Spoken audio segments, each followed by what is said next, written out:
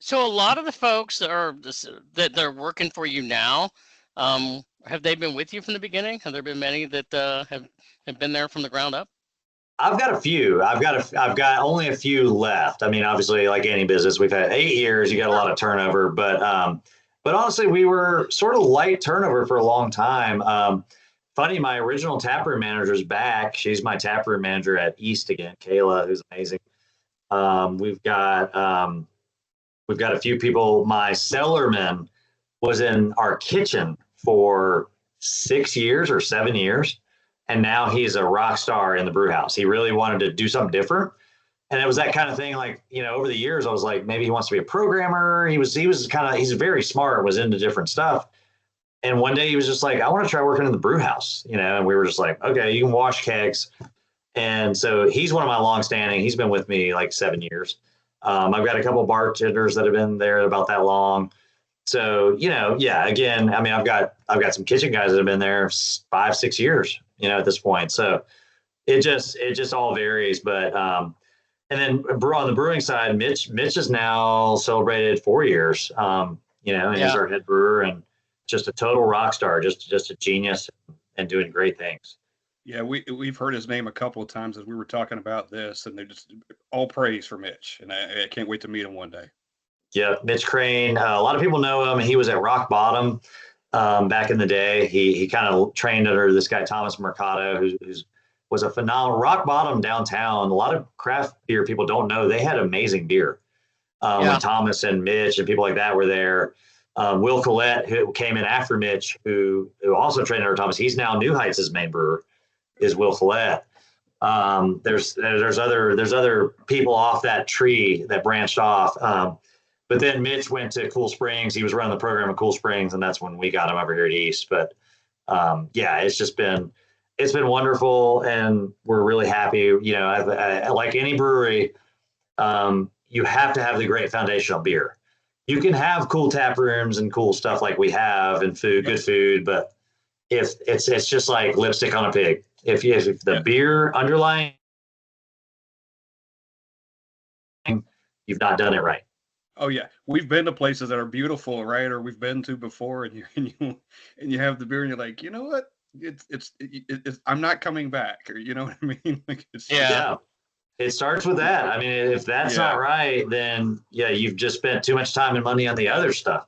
And that's the thing. I mean, like we grew in that smaller space, and it's a cool tap room and whatever, but it's not like we didn't spend all that money we spent here 8 years later on like in Wilson County. Like now we've got a model, and we've rolled up our model into what like we wanted to do out there.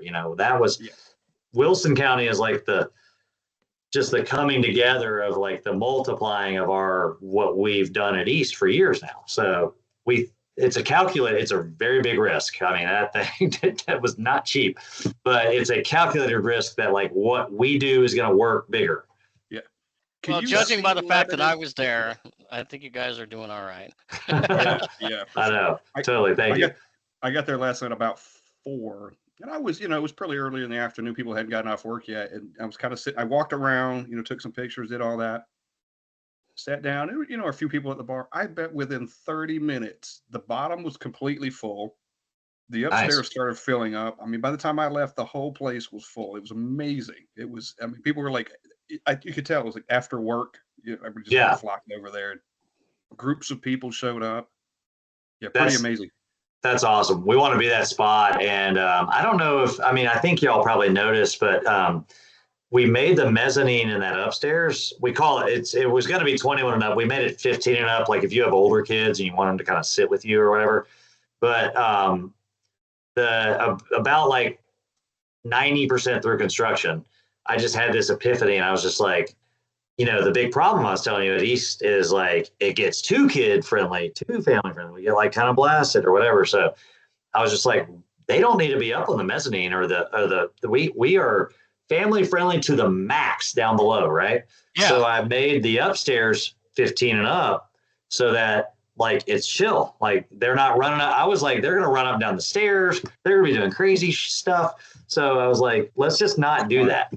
And so if you want to go chill, just so y'all know, and there are signs at the bottom of the outside and the inside stairs, but you can just be away from the kid thing. Look down on them down there in the beer garden and go, there's all the young And I did families. that. I took a lot Yeah. of video of that. Yeah, it was really cool. Yeah. And what's great, to your point, there are, if I'm correct, there are three. You got three bars in there. You've got the downstairs bar. Yeah.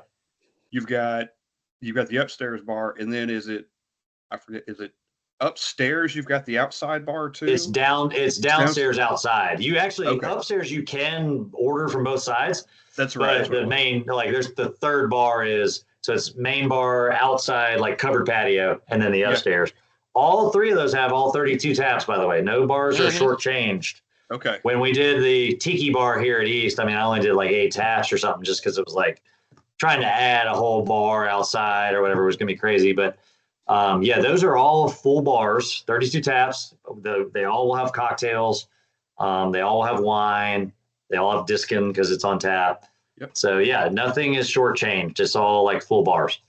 And the great thing too, and this is maybe it's obvious, but if you start a tab, you can order at any of the bars. If you decide to go walk upstairs, you just order, you just put it on your tab. It's all connected, which is a really nice feature. Believe it or not, not every place has that.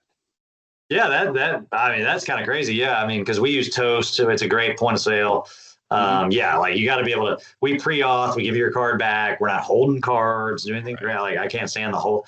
I mean, could you imagine how many credit cards I would have lost over the years when I was holding cards? Oh, yeah. So we give you your card back, and then it's like go to whatever bar you want. We couldn't figure out a better way for food. I thought about more of like a Panera kind of pickup model.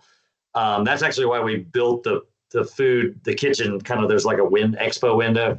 Yep. But man, we thought people are just like, we were like, with this volume, people are going to crowd that window and just be like, where's my food? So we stayed with our cafe kind of model where you have a number that we come find you with the food, still the same menu, just so people know it's pizza, salads, apps. We added some wings, some nachos, like a couple of heavier apps just for football and that kind of thing. But it's our pizza menu. It's really good apps like our house-made hummus. Like we do a beer cheese. We do a Miramiel beer cheese. That's killer. I had your beer cheese. I should have said that. Yeah, I had the beer cheese, Thank man. you. That thing was phenomenal. Awesome. I'm glad you liked it. Yeah. Hopefully, I was going to say, hopefully you liked it. But yeah, that's been doing really well. So we got the beer cheese, and we're slowly adding the menu back. We're not even to like full menu. It's just been a month now, so we're just like, it's just been so. We had to change the way we do dough. It's been so much volume. Like we used to do dough pucks that we proofed, and then we kind of like stretch dough per se. We've had to go to like par baked dough. I mean, it's just been like on Saturday, which just like we're just doing anything to cut down the wait time so that you're not waiting, because we're open seating and you can go to the bar and order. If you go to a restaurant and it's full, you're going to wait. The wait time is there, right? You're like waiting 45 minutes there. Here, you get to come in, you order. If we're just bonkers, you might have a 45-minute wait, but you're like having beers and you're chilling. You know what I mean? Yeah. So I'd rather have that personally, but it's just been, so we've done things to cut down on it and we've got a good kitchen manager now, and we're doing everything we can to like make sure that thing's flowing really well. So, can you see Lebanon being a destination beer city? With you guys being the center of that right now? We hope we're a destination in general, just because of how big we did it and stuff. And like we were saying earlier, there's nothing in Middle Tennessee like this. Like First I was like, man, Lebanon's never going to have seen anything like this. And then I'm like, dude, there's nothing in town like this. I mean, if there was something in town like this, I'd take my kids there every weekend. So we're going to be a destination for sure. But yeah, I mean, like Cedar City's really good downtown. You got 10 Lakes down there.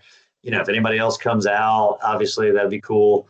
So yeah, I mean, I think it could be, and it could continue to grow. So Steve and I drink beer, I think, a little differently than a lot of people do. We'll make we both live in the Nashville area. He's in Laverne, I'm in Nashville, but like we might do a Murfreesboro trek, and when we go, we want to hit, spend the day, and we're going to hit them all, versus someone that lives there. So when I say that, I'm thinking about, we take a trip from Nashville or wherever, and we hit Lebanon, right? And we hit all 3 breweries, and then maybe there's 5 or 6 that show up at one point. For us, it's great because hey, that gives me another reason to go out there. Or it gives me a reason. Hey, to go for maybe just one, like, oh, man, I don't know. But if I can hit 3 or 4 and fill a day, that's kind of how we like to do things. So that's kind of why I was asking that question. Yeah, I think it's, yeah, I love that too. And, we're on Trinity on our other spot with Living Waters. And, we like that. We like to be, which he may at some point, like, or somebody may move closer to us or whatever. It's like, that's great. Like the more closer to us, the better, because it makes it a destination. So, I think Lebanon could be. And, I wish it were as dense and close as Metro Nashville, because, we have that Music City Brew Hop, which to your listeners, highly recommend. That guy, Adam, my buddy, he's a partner.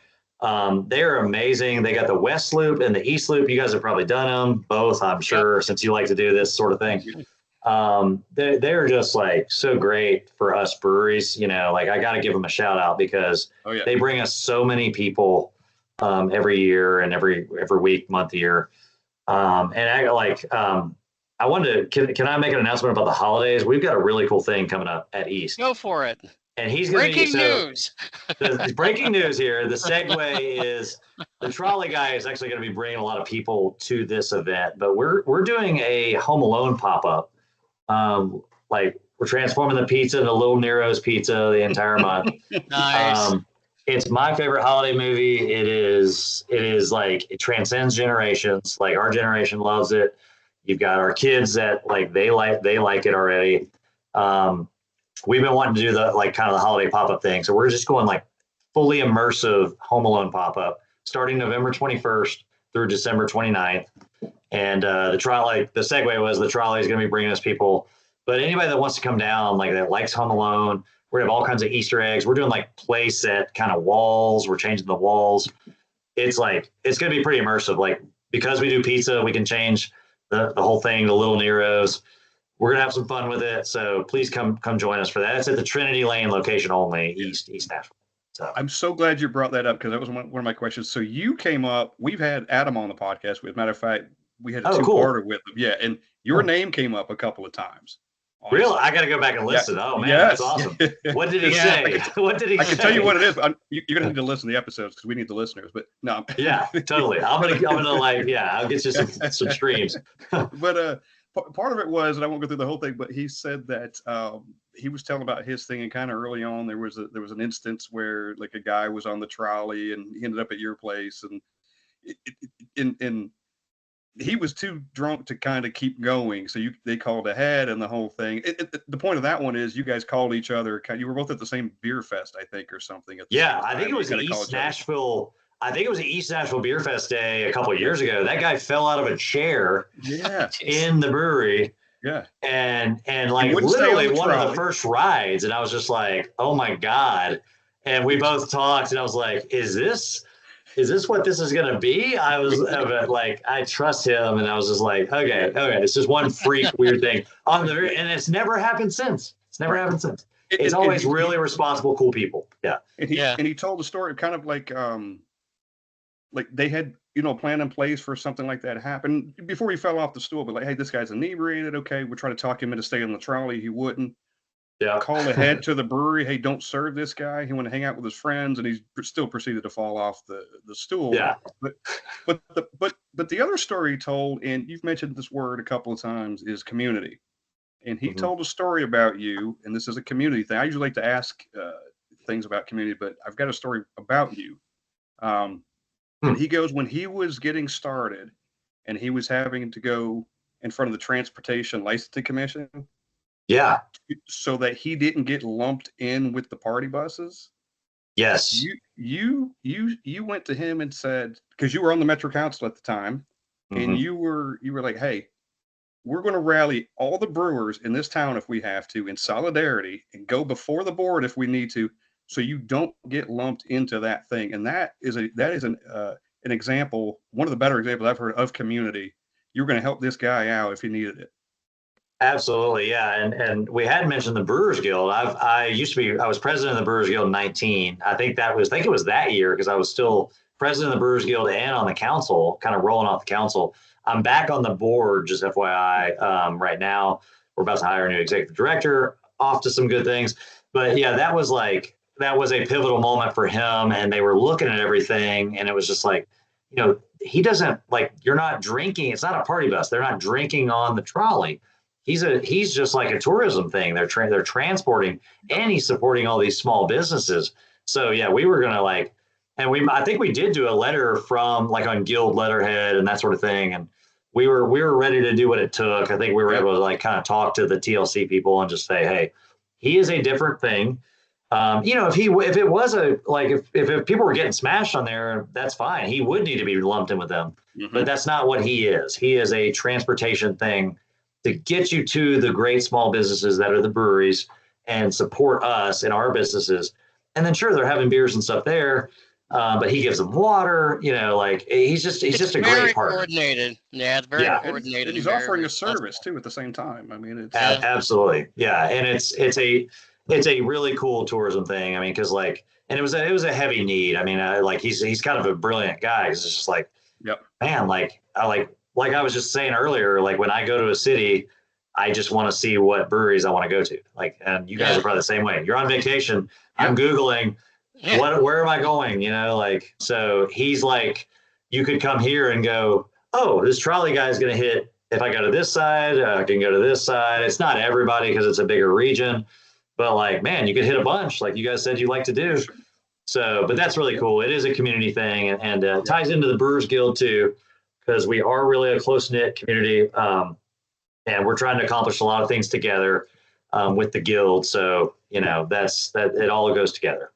And I feel like the trolley may also be, and we've been segueing here, may also segue into just a couple days ago. It's kind of timely.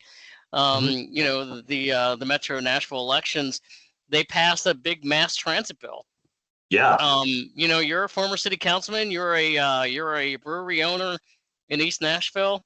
Have you thought about how that may impact you in a positive way?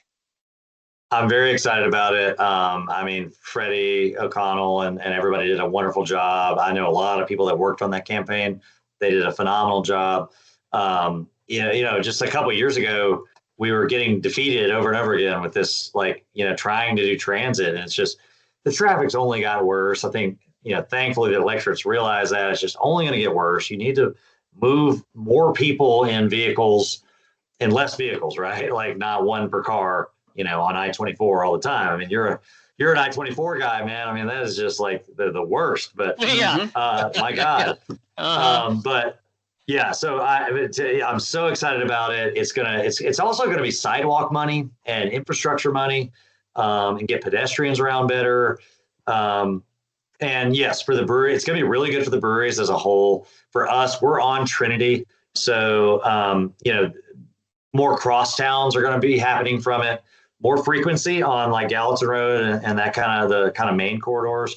You guys are, Nolensville, Murfreesboro, all those main corridors. But crosstowns too. And Trinity is going to be one of those crosstown things. So we will get some more buses coming like right in front of the brewery, which is pretty awesome. Yeah. Coming from like North Nashville and then East Nashville out to North. So yeah, it's just going to be great for everybody. And it is high time. It is a little tiny bit on the sales tax, and very much for it, and just thankful it got passed. Something had to happen. Like, we just can't keep talking about it, whether it's the smallest of things. You got to start somewhere. Let's get something started. I mean, it's ridiculous around here. Absolutely. Yeah, this is a bipartisan one. A lot of chamber people have been for this for years, and this is just something that, yes, it's spending money, but it's also like, I think people just want to feel comfortable with the plan. It's not too big. It's not too little. It's just, it's a little penny tax kind of thing on sales tax. And it's going to go to some good, and it's going to reach into the neighborhoods. The sidewalk stuff is going to reach into the neighborhoods. Yeah. And then the frequency of the buses, that's like, people don't take it because you're just like, when is it coming? And what do I do? And how do I get there? And, that's just one of the biggest thing I thought about, because they're going to increase so much bus service, and people that are able to do that and come to your brewery and not have to sit around in traffic, that has to be something that you're going, all right, yeah, great, Absolutely, yeah, it is going to be great. And the people that are even closer to town, like Tennessee Brew Works, Fate LaForce, I mean, man, they've got to benefit from this, because if you're off one of those corridors coming right out of the bus depot or whatever, I mean, it's just because you can take it from anywhere, get to the depot, boom, you're right there. I mean, it's just going to be that much more convenient to go to those other breweries, to go to Titans games, just Preds, whatever you want. So it's going to be great. Yeah. One of the cool things about both of your spots, and this counterpoints what we were just talking about, but because it takes, to get there is a problem. But when you get to your locations, you guys have parking though. That is a good thing in both spots. You guys have free parking over there in both spots. We do. We have more parking than most breweries. We still get people complaining about it, FYI. People will complain. But like at Trinity, we have now 4 lots. We have our main lot. There's the side lot where the playground is. There's custom sling. You can park there at night and on the weekends. And then I actually rent a lot across the street. There's a sign that says more parking over here. I've got a whole other lot across the street that fits like 35 cars. So like Trinity now, people that haven't been there in a couple of years or something, there's a ton of parking now. And I added multiple lots. And then at Wilco, it's we got 55 spaces. That's nowhere near enough. We got that little, there's some made up gravel lot beyond that. And then just street parking. There's actually some businesses behind us. I've talked to them. When you go past Callis to whatever that road is that has Journeys on it right behind us, that you can park at those businesses right there. And they said they didn't care. I went and talked. So just another heads up, they're like warehouses back behind us. It's behind the beer garden. So feel free to park there. If they tell you, I'm going to go over there and have a conversation. But they told me they did not care. I knocked on all those doors. So it wasn't a problem when I was there. So I saw a lot of people parking everywhere. So it looked good. Yeah, and but Friday night and Saturday has been so crazy. People are parking at 109. It's been that busy. It just sprawls out. And so other than Friday night and Saturday, it's usually pretty cool. It's no problem. But there is you can find a spot, and we've got plenty of parking there too. But it's just there's just not enough. No, but it is great that you said it, because there's a lot of places that don't, whether breweries or not, and you guys actually do. You can roll up and park over there, and it's typically it's not an issue, right? It's great. So that's why I wanted to point that out. We try to be convenient. Yeah, absolutely. Yes. So you guys have a theme for your beer, and it's on your website. I really like this, and you kind of talked about it when you were talking about your beer earlier, but it's called Balanced and Bright. That's how you describe it. It's kind of a theme for your beer. And it to me, it's just simple and clean, and we're just kind of making beer and we're doing it. Can you elaborate on that a little bit more? Yeah, absolutely. That has been kind of a thing I've said since the beginning. And if it's not a balanced beer, basically malt to hop characteristics where it's overly bitter or overly malty or sweet or something, to us it's not a great beer. And then just bright flavors, coming out with a honey blonde is the flagship. It's got the honey in there and it gives it a neat little spin. That sort of thing. Just dry hopping these IPAs and occasionally using fruit. We call beyond. So that's kind of where that balanced and bright kind of thing comes from. And beyond that, just a couple of measures beyond that, we try to be kind of adjunct light. There's adjunct heavy breweries, like Grist and people like that are killer at doing more adjuncts, right? Whatever they're putting in the beers. We obviously use adjuncts, honey is an adjunct, and that's in our flagship. We kind of are adjunct light, we definitely put them in there, but we're not some beers are more exactly to style, BJCP to style. Some beers we do adjunct, so we're sort of, we like to say we're adjunct light. And then just kind of as it's continued over the years, and we've changed the core beers out some and what we're brewing, we've gone, and it being so hot here most of the year, we kind of call ourselves the light beer kings in a way. 2 of our flagships are super light, Miro and Tennessee Sipper, and even Sour Season's kind of light, right? We got one big IPA East Bank, but other than that, they're light. And then you look at our board, and we've got 3 Pilsners, and we've got a Kolsch, and we've got there's a Helles on the board right now. We're brewing a crap ton of light beers. I mean, that is a big deal to us. And it being Nashville, it being hot 6 months out of the year, we love it, and we're here for it. So we've just sort of that's just been a little bit of a niche. And when 2 of your flagships become super light beers, you just keep rolling with it. So Yeah. I was talking with someone recently, and they were talking about the diversity of the breweries in Nashville, and I think it's because everybody kind of does something style wise differently. You talk about how your beers are lighter, and you got mhm. your grits doing their stuff and Break doing this stuff, and I think that's what Yeah, lends it to Nashville being a great beer town. That you you're not going to get the same thing next door. You might get the same kind of totally. style, but you got your spin on it. Yeah, I mean, no, that to that point, yeah, and that I get excited about that stuff. Being a big Tennessee Brewers Guild guy, like I love supporting the other breweries, and I love what they do. Yeah, I find great beers at Yazoo that I just love, and yeah, Blackstone. God, Blackstone is the most decorated porter ever. yeah. Yeah. You've got. I mean, we cannot say that enough. Kent, my buddy, who's on the guild on the board with me. Fela Forest just coming out brewing some really cool stuff that's different. Grist and the adjunct, just doing awesome, cool things. There's just like Barrique and those lagers. It's Oh not my just the God, sours. I know. Tell me a better lager than Barrique. I mean, it's just, Uh, and I'll be like, you're lying. I mean, yeah, we that makes go over other there and drink places. lagers all the time, dude. It is just, it's unbelievable. And Spencer's We our had, buddy, and yeah, Joel, they're brewing great stuff. yep, Yeah. I mean, just everybody. I mean, like yeah, TBW with Hippies and Cowboys. I mean, Black Abbey's got some cool beers.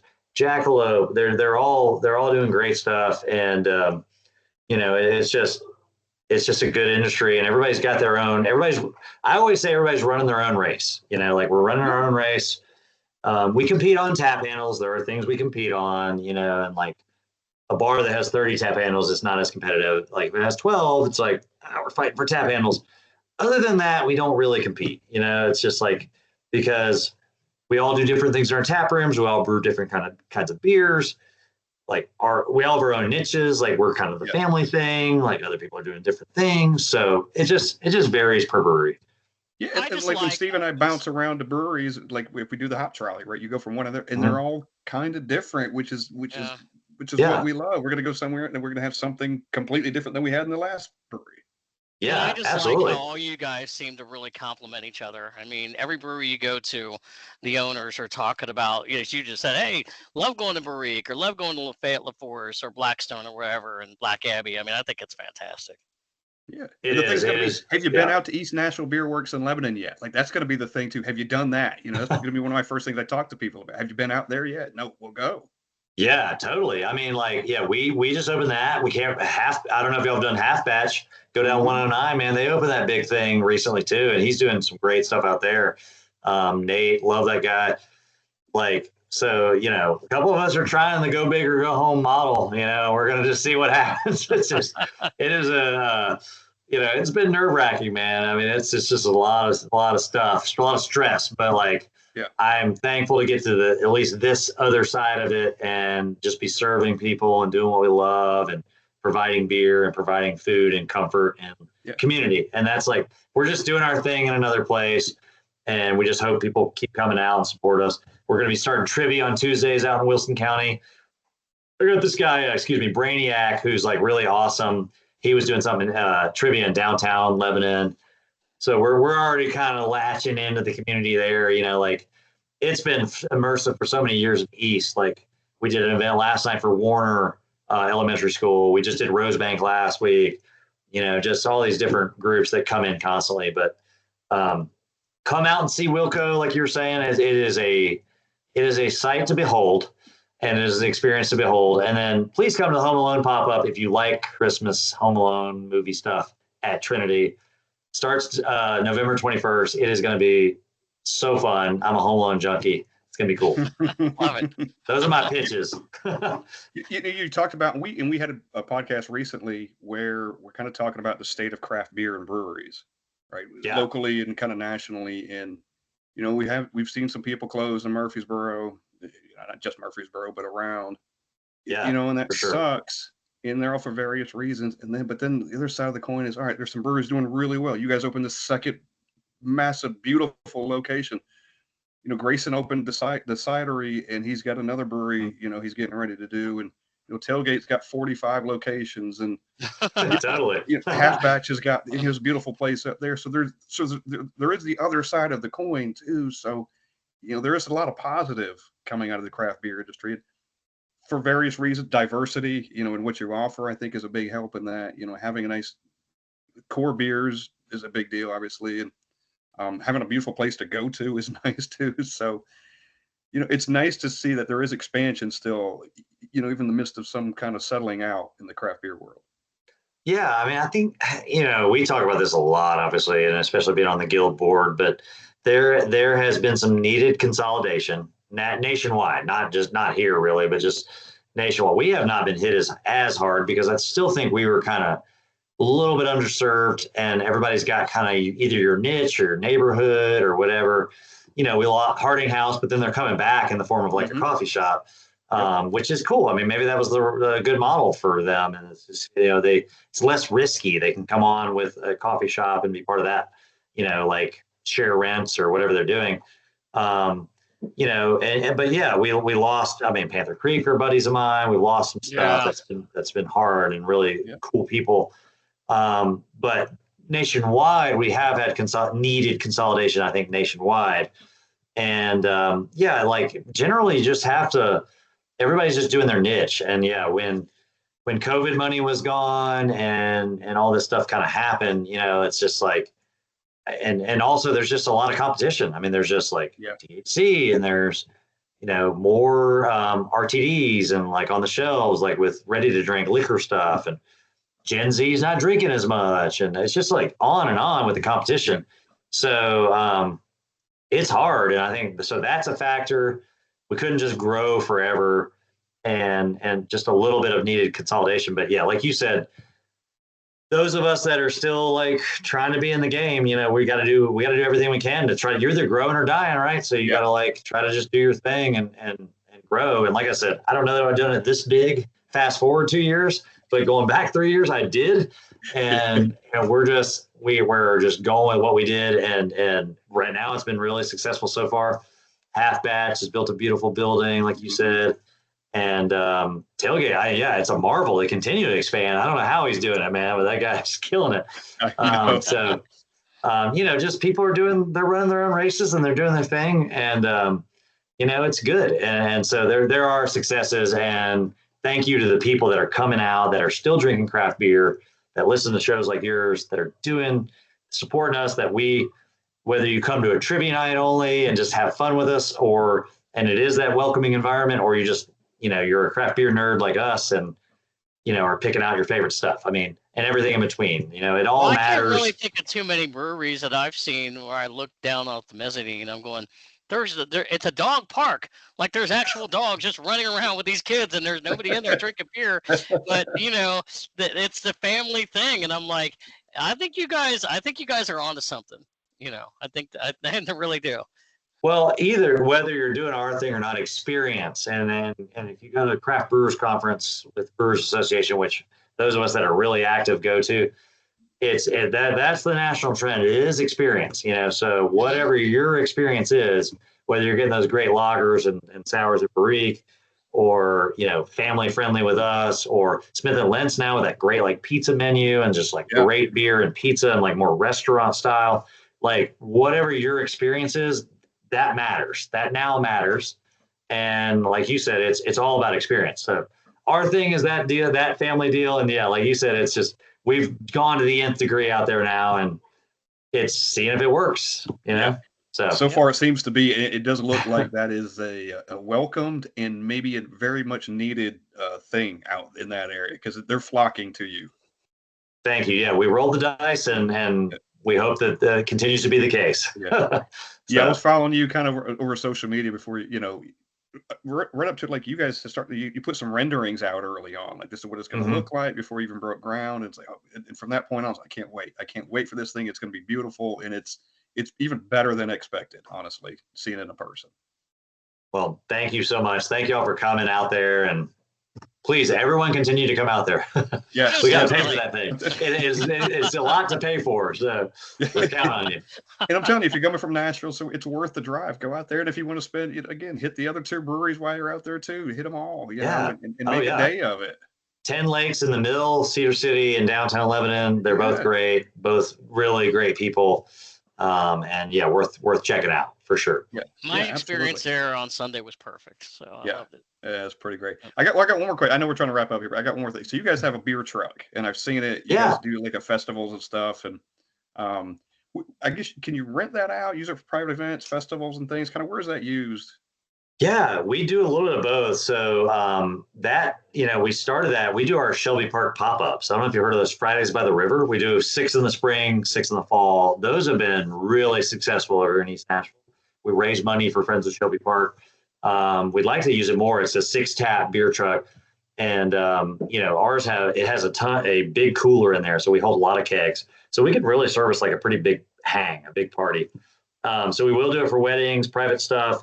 We don't do a ton of that because it's got to be the right like price and like you have to have a fair amount of people because there's cheaper options, than us, and we're sort of set up to serve a lot of people with that thing because it's got a big cooler in it. But yeah, it's a really fun, cool thing. It's a party on wheels. We got music with it. There's speakers. So yeah, I mean, definitely keep us in mind if you've got some kind of event you're looking to serve beer. We can vend where we handle permitting, we can come sell and that sort of thing. Or if it's totally private, it can be like rented out for like a wedding or something at a venue. So, and we have a license to do that. So Can it be used as like an ice cream truck where you kind of just go up and down neighborhood streets and have the music going, and then the people run out? I wish like a adult ice cream where we're just like serving. You- I wish we Wait gotta for like me! I want that honey blonde. yeah. There's just too many rules, man. I gotta have like security. I gotta have like a fence. It's just a lot of It's like, hey stuff. kid, go get your dad. This isn't for you. Yeah, I wish we could do alcohol that way. Maybe there's a county where that is allowed, but I mean, if you need definitely a not driver, Davidson. That's not Davidson County. if you need a So, driver, let me know if you got some downtime with the truck. heck yeah, yeah. It's an old like milk. It was actually Smyrna. It was a Smyrna government truck. Okay. It's like one of those mail trucks. Yeah. If you look at our website and click beer truck, eastnashbeerworks.com, click beer truck, you'll see it. But it was like it was actually a Smyrna like government truck, kind of like a mail truck. Yeah, it's cool. I see it. So. That's cool. I want to drive it. But it's old school stick. That's what I was gonna say. It's like old school like yeah, manual. yeah. You got to do the manual. Yeah, I'll be sloshing the beer around back there. You won't get a good pour after I've driven it there. Absolutely. Is there anything, Anthony? Anything we haven't talked about across that you would like to mention, or? Oh. Man, I think I No? made my pitches. Come to the tap rooms, come to Wilson, come to Trinity Lane, come to the Home Alone pop up November 21st, and support the other breweries in town too. I know you guys are all craft beer fans. Buy the stuff off the shelves, but what supports all the breweries most is y'all going to the tap rooms. Because when you buy it direct from us, that's where we can make more margin and we can really support our businesses. So if you're ever like, man, I love these breweries, it does help buy it off the shelf too. But like when you come to the tap rooms, if you're doing an outing, come see us, and ride the trolley, experience the breweries and just come hang out with us. Yeah, well said. Well said. One last thing, and I wrote this down earlier where we were talking about beer, and we didn't get to it, but you guys make a golden stout, and I don't know if it was a seasonal thing or what one time. And the reason I bring it up is because you look at it and it's golden. Mm-hmm. But if you close your eyes and you drink it, it does not. I mean, it blew my friggin' mind because it doesn't look like it tastes. You know what I mean? Yeah. We've done that a couple times for the trivia nerds out there. We did a coffee one as a collab with Retrograde Coffee, which is down there on Dickerson Pike. They've got a couple locations now. So we did a golden stout with them and added their coffee. And then we did an Eclipse beer in 2017. That was a collab with Black Abbey and Briar Scratch out of Gallatin. Yeah. And that was our 2017 Eclipse collab. Get it? Eclipse. It was like, so we did a golden stout for the eclipse with the sun and the darkness and whatever. So we did a really cool one with them. We added chicory, which is like kind of like Cafe Du Monde, the New Orleans coffee has chicory in it. Okay. So it kind of had it took on just some different characteristics. So we did a chicory one with Black Abbey and Briar Scratch, and that was a really fun one too. But so we've done it a couple times. you probably had that retrograde one more recently, and yeah, Probably it's really would. cool. It's like a body of a stout, but with like, just some lighter malts and lighter colors, Yeah. and yeah, it was cool. But if you drank that thing in the dark, you'd swear it was as dark as night. You Yeah. know, but you look at it and it just blows your mind, Steve. I can remember sitting and drinking it and like, God damn, that's a stout. Yeah. Because it doesn't look the part. I don't know how the brewers, there's things that they do. I wish Mitch were on. He could explain it, but it's impressive how they do that. It's so good. It just blows your mind. So if anybody's ever had it out there, man, they'll know what I'm talking about. Absolutely. So cool. Anything else, Steve? No, I think that would probably do it. We certainly appreciate it, man. Anthony Davis, who is the owner, the president of East Nashville Beer Works. What, say that 5 times fast, right? East Nashville Beer Works, yeah. East Nashville Beer Works, that's right. And yeah, go ahead. We always get the Brew Works. I don't know if like it's hard to like. I love that you're trying not to do that, but like, and Christian from Tennessee Brew Works said that at the beginning. Is like the bar calls. It gets confused all the time. I'm sure they get Tennessee Beer Works all the time. Where does it come from?